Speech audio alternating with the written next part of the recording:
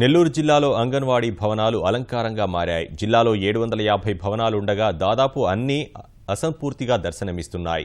ఏడాది కాలంగా వందలాది భవనాలు అరకొరగా నిర్మాణంతోనే నిలిచిపోయాయి. కొన్ని భవనాలు చెదులు పట్టాయి. వీటిలో విష సర్పాలు ప్రవేశిస్తుండటంతో పిల్లలను పంపేందుకు గ్రామస్తులు వెనుకాడుతున్నారు. పసిపిల్లల భవిష్యత్తుతో అధికారులు చెలగాటమాడుతున్నారు. చిన్న వయసు నుంచే వారికి విద్యాబుద్ధులు నేర్పించే ఉద్దేశంతో చేపట్టిన అంగన్వాడీల ఆశయం నీరుగారుతోంది. అంగన్వాడీ కేంద్రాలకు పక్కా భవనాలు కట్టించాలనే ఉద్దేశంతో గత ఏడాది ఐసీడీఎస్ ద్వారా ఒక్కో భవనానికి 5,75,000 చొప్పున జిల్లాలో 750 భవనాల నిర్మాణం కోసం 43 కోట్ల 12 లక్షల నిధులు విడుదల చేశారు. వీటితో అంగన్వాడీ భవనాల నిర్మాణం ప్రారంభించారు.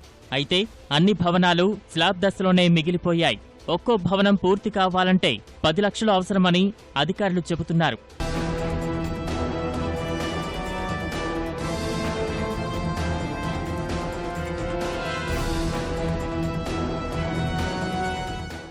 అసంపూర్తి భవనాలతో ఇప్పటివరకు వెచ్చించిన 43 కోట్ల రూపాయల నిధులు బూడిదలో పోసిన పన్నీరులా మారాయి.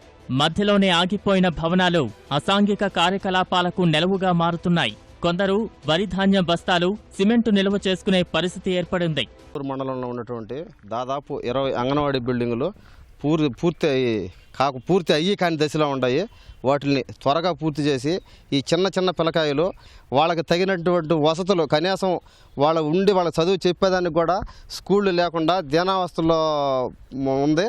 త్వరితగతిన పూర్తి చేసినటువంటి స్కూళ్ళను కానీ ఇంకా కొన్ని దగ్గర చోట్లు లేవని చెప్పి చెప్తున్నారు. వాటికి కూడా తొందరగా చోట్లు చూపించి కొడలూరు మండలంలో ఉన్నటువంటి ప్రతి అంగన్వాడీ స్కూల్ని త్వరితగతిన పూర్తి చేస్తారని ఆశిస్తున్నాం. ఇంకా ఇప్పుడు బిల్డింగ్ కట్టడం జరిగింది. దాని పనులు చేసి మరమ్మతులు చేయగా పిల్లలు ఈ పాడుపడ్డ బిల్డింగ్లోని చేస్తూ ఉన్నారు.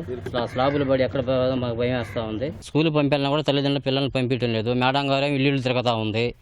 పిల్లలను పంపించడానికి కూడా భయం వేస్తుంది. అంటే అది పైన నుంచి రాలిపోతా ఉంది స్లాబ్. పక్కన సైడ్ కాలువ ఉంది సార్, మురుగు కాలువ ఉంది. పిల్లలను పంపించడానికి కూడా భయం వేస్తుంది. అక్కడ అది అంగన్వాడీ స్కూల్ బాగాలేదు సార్. మా పిల్లల్ని పంపించడానికి భయం వేస్తుంది. చుట్టూరు కాలువ సౌకర్యం బాగాలేదు. కొత్తగా కట్టారే కానీ దాని ఇంతవరకు ఎవరు పట్టించుకున్న వాళ్ళు లేరు.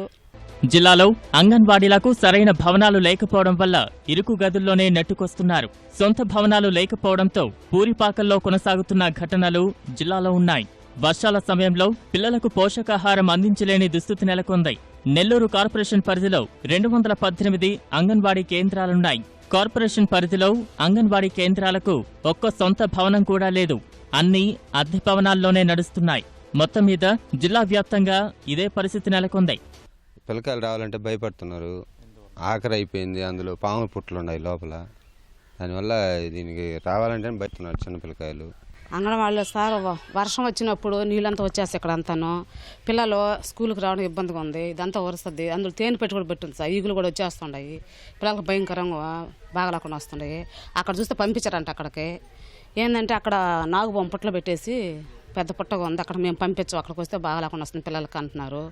అందువల్ల అక్కడ పెట్టింది. ఇక్కడ వర్షం వస్తే ఆ నీళ్ళంతా అక్కడికి వచ్చేస్తున్నాయి. మాకు అనుకూలంగా లేదు అంగన్వాడీ స్కూలు. వంట చేసుకునే దానికి ఇబ్బందే, పిల్లల్ని కూర్చోబెట్టిన దానికి కూడా కొంచెం ఇబ్బందిగానే ఉంది.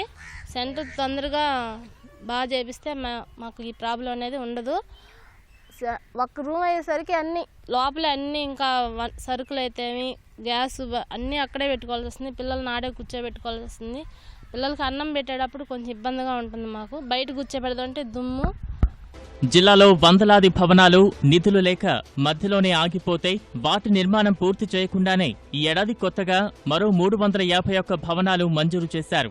వీటి కోసం 24 కోట్ల 57 లక్షలు విడుదలయ్యాయి. భవనాల పరిస్థితిపై వివరణ అడిగేందుకు ఐసీడీఎస్ పీడీని సంప్రదించగా సమాధానం చెప్పకుండా దాటవేశారు.